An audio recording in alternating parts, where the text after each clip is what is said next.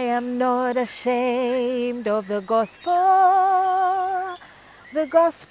of Jesus Christ. Rita Nkemba is a lady with a silky smooth voice. But I'm willing to give my life. Many people with her kind of voice would ordinarily opt for a career in music, but she chose a totally different career path, doing social work.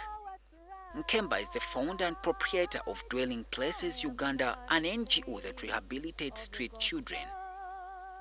She considers her chosen walk of life a spiritual calling. Why I call it a call is that when God called me to start working with children living on the streets, I did not know what that looked like, you know. And so it was fresh, raw ground. Nkemba started doing charity work on the city streets without a penny. It was not until the visit of the then US President Bill Clinton to Uganda in 1997 that she got a turning point. She says that during the preparations for Clinton's visit, all the children were arrested. One of the people who evaded arrest opened her eyes on how she could help the children leave the street. I thought about it and I said, you know what? I remember them saying that there are places in Katwe, in the slums, where you can rent houses at 5,000 shillings a month.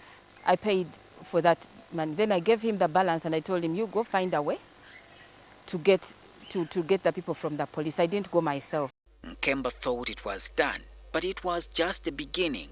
The area chairman was not happy with the children's behavior and wanted them out of his area. Luckily, he offered her some useful advice that got her permanent residence for the children at Mengo.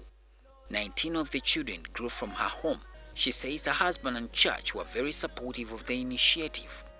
Some of them were on the street, some were not. Some came from the high-risk slum areas, as I told you. However, it was not plain sailing raising such youngsters. Because there have been times when I wanted to give up, you know. There have been times, and not because of and sometimes it's just the environment just presses you in. Today, she sits with her head high. They are somewhere being fathers or mothers that are like any other people, struggling to live in the world. Others are doing very well. Others are still on the track, you know, going. As the country prepares to celebrate International Women's Day, Nkemba feels like she should use the day to reflect on the past and think of the future prospects. Until every child has a chest to rest his head on and a place to call home, that organization will remain. 20 years down the road, through her organization, Nkemba has been able to save more than 1,500 children from the streets, but she still believes that the battle has just begun, given the increasing number of children flocking the streets. Solomon Kawesa, NTV.